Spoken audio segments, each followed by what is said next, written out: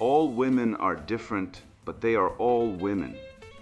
This video is androcentric from a men's point of view and is presented as opinion, commentary, and debate. Expressing opinions is not violence.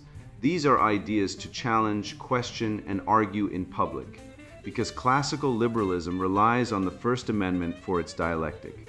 If you are a feminist, then consider this. If patriarchy truly existed as claimed, feminism could not.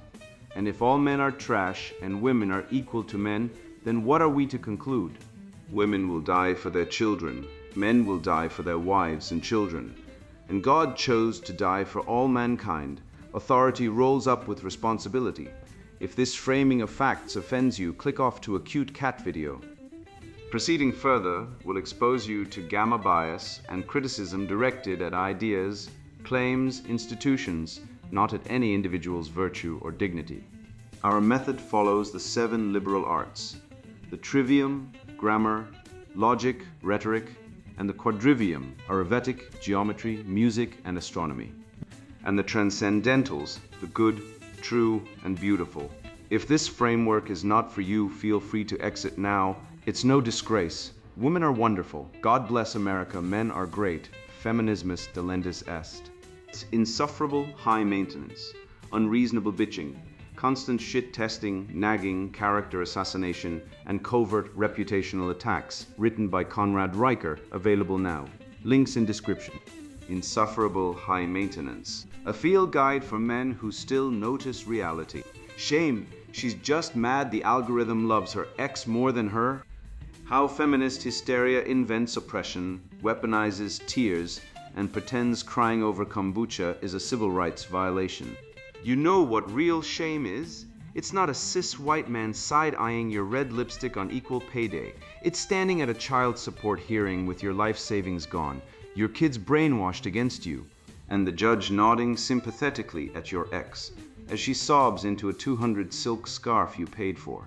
That's shame, not the performative kind, the kind that destroys, the kind that leaves men dead. 80% of suicides are men. 93% of workplace fatalities, 97% of combat deaths. We don't cry in the frozen food aisle. We die in silence, buried under alimony, slander, and a legal system that treats fathers like dead instruments. And while Dr. Winona, feminist Marxist, is busy whispering witch names into her grounding stone, real men are getting erased, not by patriarchy, but by the very system that hands women 90% of custody, 70% of divorce settlements, and lifelong welfare entitlements funded by male labor. Let's be clear. If shame is emotional fascism, then the family court is its concentration camp. And you're not the rebel wearing lavender hair and thrifted heels. You're the SS god laughing as the train pulls in. Your crop-top semiotic grenade didn't blow up the patriarchy. It blew up your husband's credit score. Your fertility tracking isn't spiritual communion. It's a biometric ledger used to trap men in financial bondage, while you abort 25% of pregnancies and still demand child support. You want surveillance. Try being the father arrested for posting a comment online while your ex lies about domestic violence and gets a standing ovation from the court. This isn't oppression, it's organized misandry and your tears over kombucha. Cute. My tears were shed when my son called his stepdad dad and forgot my name. That's not shame. That's soul murder. And I didn't need a grounding stone to feel it. I needed a justice system that didn't treat men like livestock. Bunkum article by a feminist PhD. Oh, honey, you think shame works? You're so mid. By Dr. Winona, feminist Marxist, PhD. Professor of Gender Studies, High Coven member. I was at yoga last Thursday, grounding stone in hand, aura cleansed by sage and solar flares, when Jessica from spin class whispered, I used a fertility tracker, and now my ex-boyfriend's new girlfriend is getting the same ads as me. Not same ads, same intimate ads. Organic progesterone cream, ovulation predictor kits shaped like vulvas. That's not advertising. That's spiritual stalking. That's data colonialism. That's the digital patriarchy inserting itself into the sacred rhythm of my cycle, like some kind of techno-dick. And whose fault is this? The men, of course, not just the programmers coding these apps in their mothers' basements while drinking Monster Energy and jerking off to OnlyFans leaks. No. The real villains are the venture capitalists, pale, pasty, power-suited men who think women's bodies are just another API to monetize. They sell our cervical mucus to Big Pharma and call it innovation. But back to shame, you know what shame feels like. It feels like being told you're too much for crying during a podcast about menstrual equity. It feels like your boss, a cis white man who still thinks pronouns are grammar rules, side-eyeing you for wearing red lipstick on Equal Pay Day. Shame is what happens when a man decides your emotional expression is unprofessional, but his rage is leadership. And let's be real, men invented shame so they could hoard power while pretending to be moral. They shame women for being sexual, then shame us for not being sexual enough. They shame us for being mothers, then shame us for being child-free. They shame us for aging, for bleeding, for speaking too loud in group chats. Shame is the glue holding the patriarchy together, the emotional duct tape of toxic masculinity. But here's the secret they don't want you to know. Shame only works if you believe in their reality. And I don't. I track my fertility not to optimize reproduction for the heteronormative nuclear family, but to commune with my inner crone. Every follicular phase is a rebellion. Every period is a protest. My body is not a factory. It's a haunted house, a temple, a data fortress. And yes, I use multiple backup mascaras. One for tears of rage, one for tears of joy. One for when I'm performing emotional labor for a man who still thinks gaslighting is something you do to your car. Mascara is armor. It's war paint. It's the final line of defense between me and a world that wants me docile, demure, and depilatory. Style, too, has become a battleground. That crop top I wore to the shareholder meeting, not unprofessional. It was a semiotic grenade. That nose ring, a symbol of my rejection of Eurocentric beauty standards. My hair, dyed lavender and styled like a dying star. That's post-gender futurism. And when the security guard at Whole Foods asked if I was okay, I smiled and said, "I'm transcendent, honey." But you wouldn't understand. They call it self-expression. I call it surveillance evasion. Every fashion choice is a cryptographic signature in the war against algorithmic oppression. You think Zara doesn't track your purchases to predict your political leanings? Please, my thrifted overalls are a firewall. My thrifted heels are encrypted. And let's not even get into men who claim they don't see gender. That's the most violent erasure of all. To say you don't see gender is to say you don't see me. To say you just see a person is to deny the systemic violence inflicted on female-coated bodies since the dawn of the agrarian state. You want change? Stop shaming women. Start shaming the system. Shame the CEOs. Shame the coders. Shame the senators who still think endometriosis is just bad cramps. But don't you dare shame me for crying in the frozen food aisle because the kombucha reminded me of my ex who ghosted me after I told him I wanted autonomy. We're not here to be palatable. We're here to be powerful. We're here to be chaotic. We're here to leak, cry, bleed, rage, and resurrect. So next time you feel shame creeping in, pause, breathe, hold your grounding stone, whisper the names of the witches they burned. Hypatia, Joan, Marcia, Audrey, Beyoncé, then laugh, loudly. Let it echo through the patriarchal corridors like a hex. Because shame is not a motivator, it's a prison, and I've already broken out. Ontology of outrage, deconstructing the feminine performance of victimhood as existential warfare. I was at yoga last Thursday, grounding stone in hand, aura cleansed by sage and solar flares. Dr. Winona, feminist Marxist, PhD, probably while I was paying my taxes, fixing the roof, and wondering why my ex-wife gets full custody despite dating 7 guys in 9 months. Let me tell you something. Sweet patriarchy, your aura is not under attack. Your bank account is, your children are, your reputation, your freedom. And while you're busy whispering witch names over kombucha, real men are losing homes, livelihoods, and lives because the system doesn't just tolerate your emotional terrorism, it subsidizes it. You call it spiritual stalking when ads follow you. Try having a family court judge stalk your paycheck for 20 years because you dared to exist near a uterus that decided it didn't want you anymore. That's not spiritual. That's financial rape. And it's not coded by basement-dwelling programmers. It's authorized by feminist legislators who passed unilateral, no-fault divorce laws in every Western country, ensuring men are treated like ATMs with pulse. Shame doesn't work on you. No, because you've weaponized victimhood so thoroughly that your tears are a tactical maneuver, your mascara a ballistic missile aimed at male accountability. You don't want equality. You want supremacy, and you've achieved it. Women initiate 70% of divorces, yet receive 80% of child custody. That's not justice. That's conquest. You claim shame is a male invention, a tool of emotional fascism. Then why are men 3.5 times more likely to die by suicide than women? If men are so powerful, why are they the ones hanging from rafters? Not because they're weak, but because they're trained to bear shame in silence. While you weaponize tears in group chats, HR departments, and TikTok rants.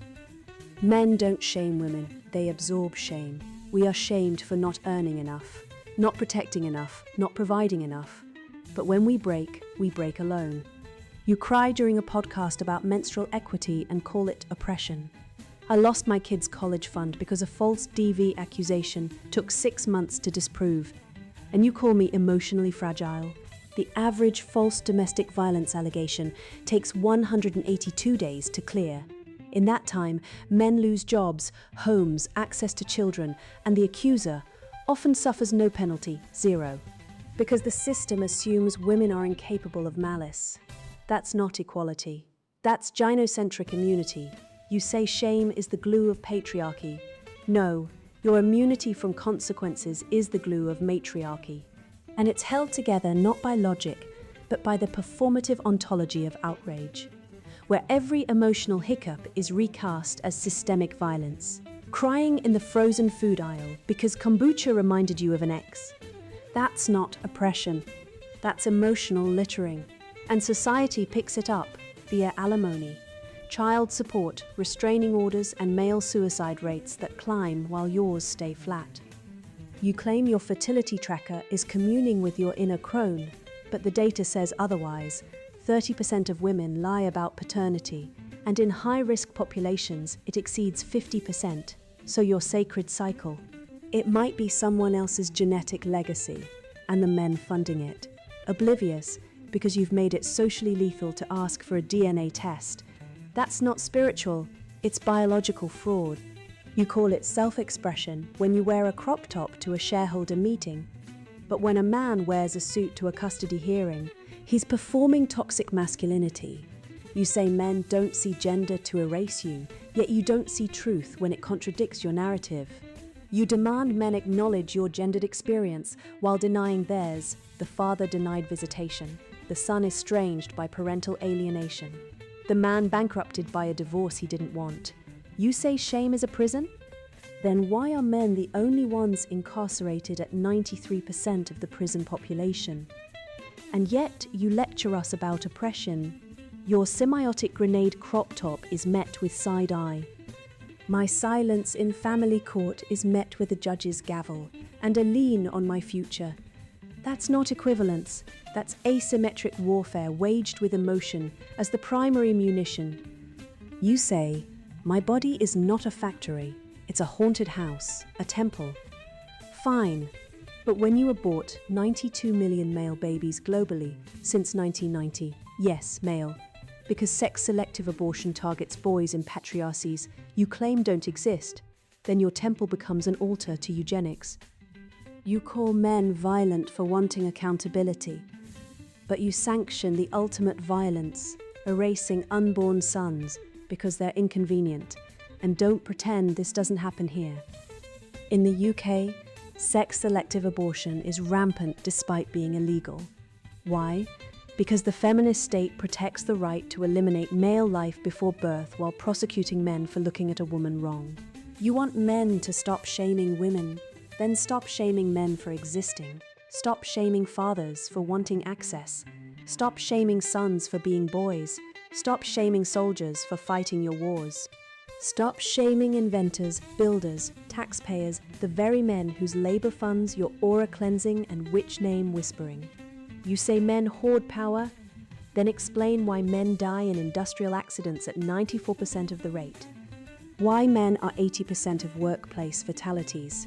Why men are the ones sent to war, not because they're privileged, but because they're expendable in your moral calculus.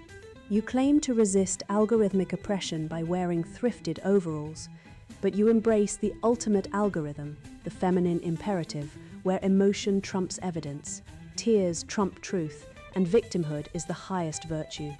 You don't want freedom. You want dominance without responsibility.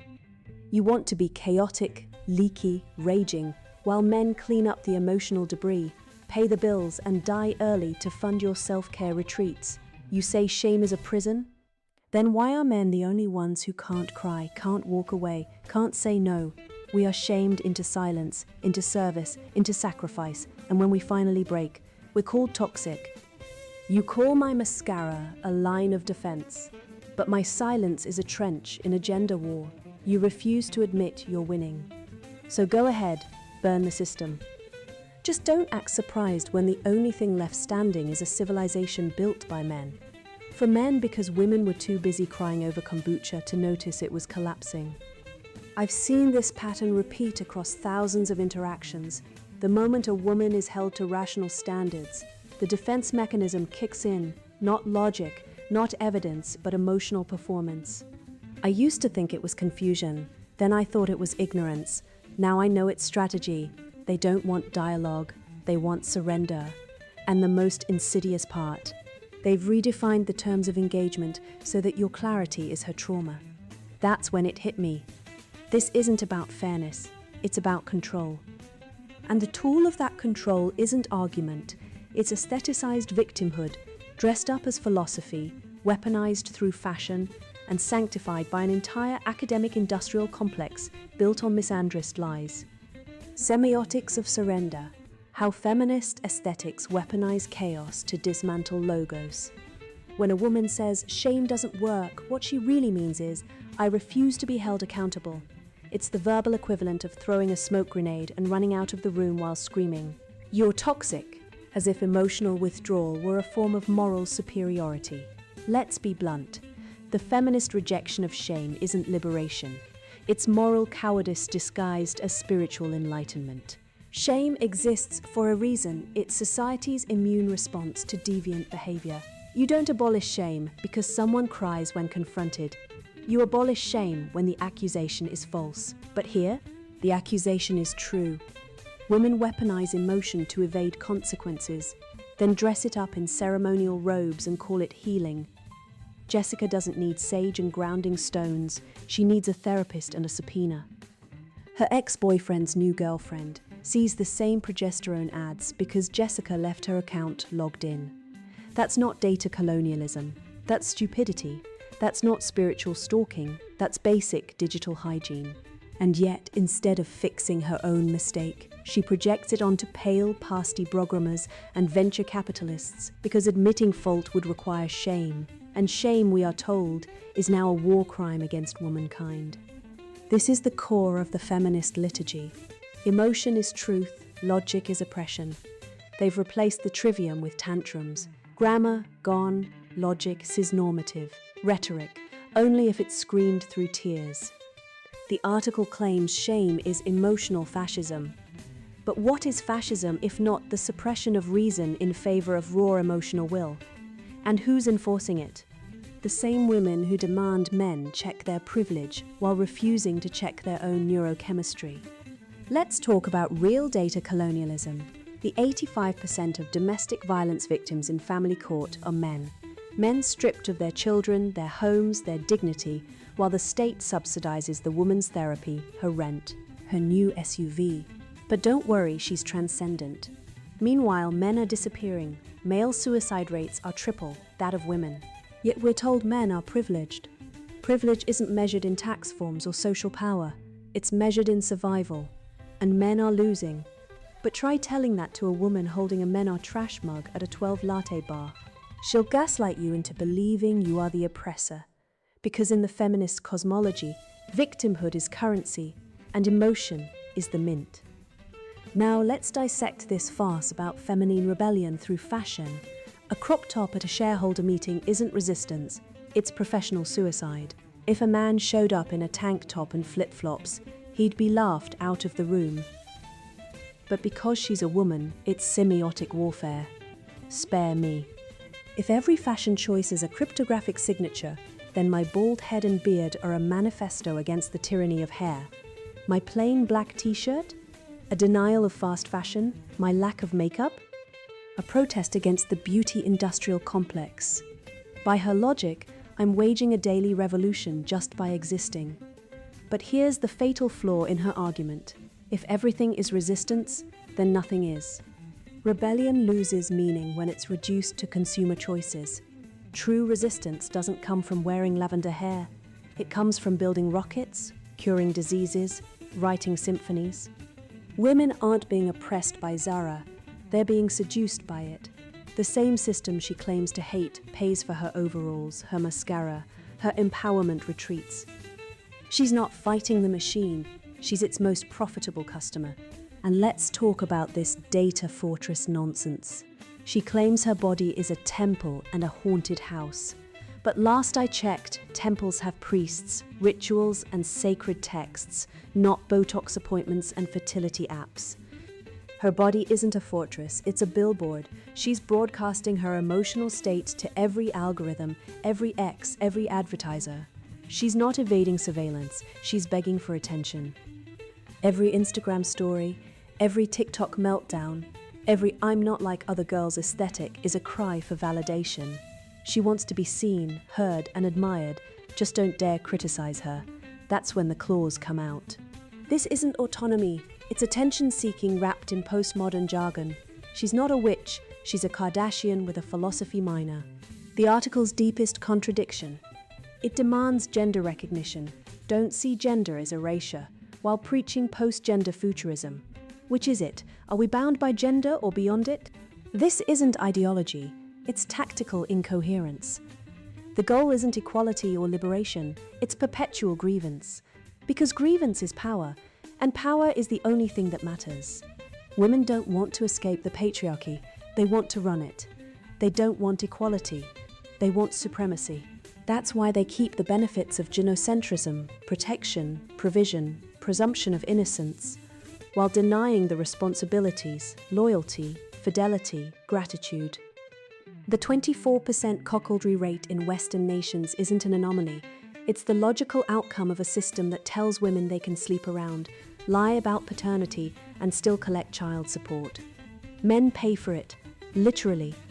We pay taxes, we fight wars, we build infrastructure, and in return, we get transcendent women who cry in Whole Foods because kombucha reminded them of an ex who dared to want autonomy.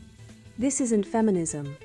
This is feudalism with eyeliner, and the peasants, us, the men who still believe in truth, logic, and responsibility. But here's the good news, the spell is breaking, more men are waking up. They're leaving the matrix, they're refusing to pay for emotional terrorism disguised as self-expression. They're opting out of marriage, fatherhood, and the entire gynocentric economy. And good, let the temples burn. Let the haunted houses collapse. Civilization wasn't built by women communing with their inner crones. It was built by men communing with reality, with logic, with work. And until women learn that emotion isn't an argument, tears aren't a tax, and mascara isn't a manifesto, they will remain trapped in their own performance, forever staging revolutions that change nothing except the color of their nail polish. You think shame doesn't work? Then why do 85% of men who commit suicide do so not from rage, but from silent, unacknowledged shame?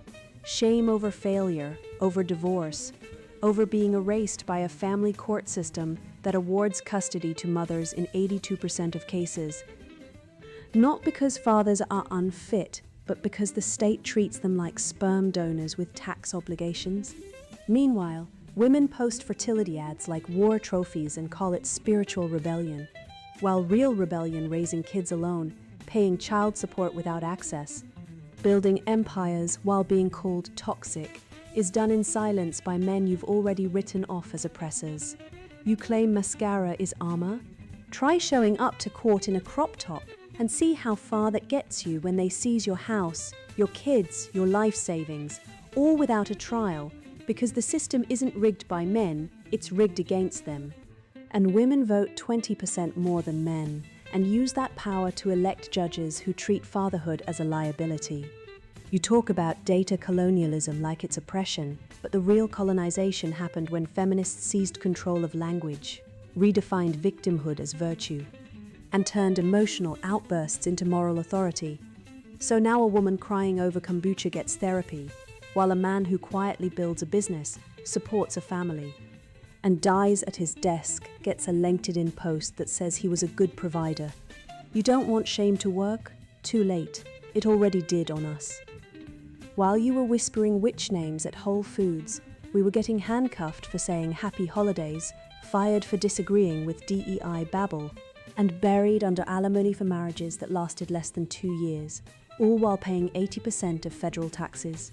Your haunted house body, mine's a haunted ledger, and while you perform your semiotic grenades in thrifted overalls.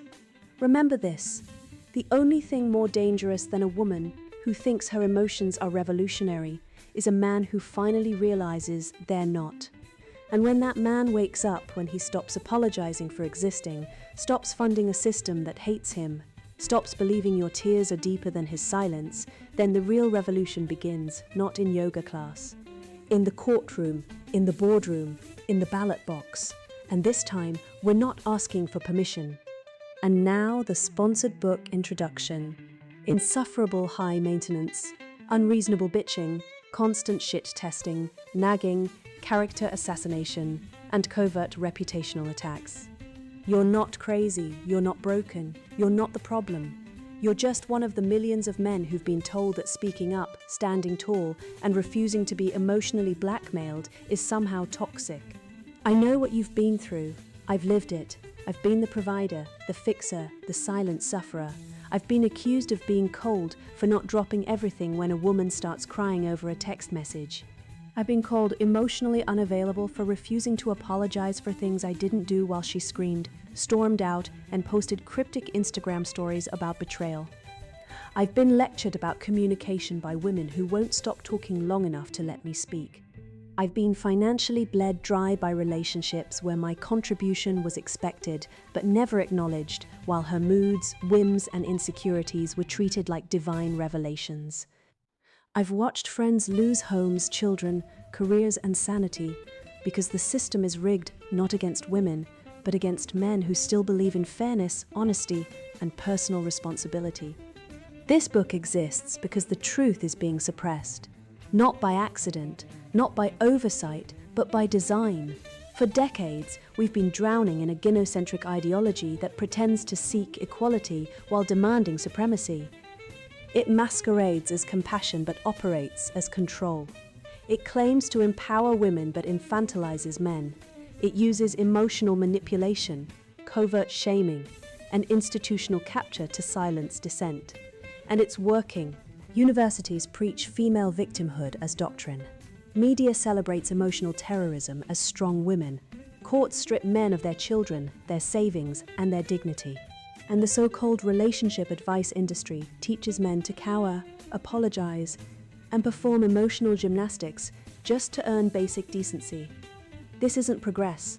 This is colonization of our minds, our culture, and our future, and it's built on a foundation of female psychological projections scaled up into public policy.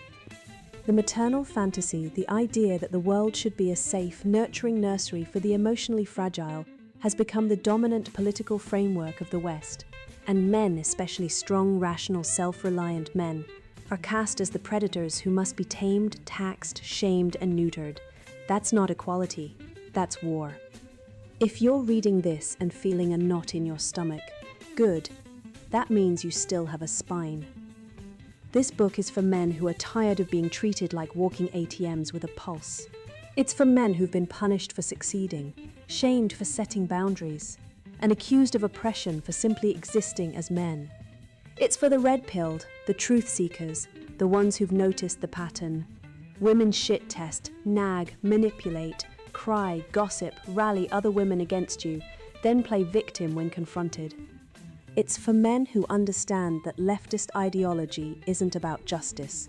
It's about replicating the dynamics of a dysfunctional relationship at the scale of nations. It's for those who've studied logic, rhetoric, and grammar, and who know that words matter, especially when they're being weaponized to invert reality.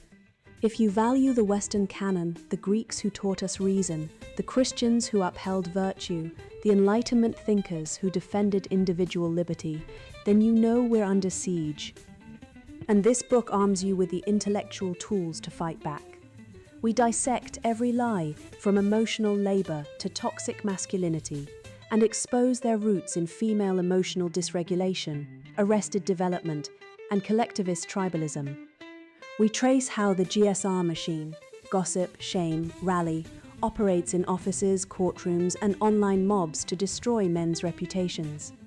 We reveal how institutions have been feminized, how language has been hijacked, and how men are being systematically suppressed in the sexual marketplace. This isn't theory, this is survival. And if you're weak, if you crave comfort over truth, if you'd rather blame yourself than face the rot, then close this book now. Go watch a Netflix series, buy a self-help journal, cry into a scented candle. This isn't for cowards. This is for men who are ready to wake up, see clearly, and reclaim their power. You will learn how female-led systems punish competence and reward helplessness.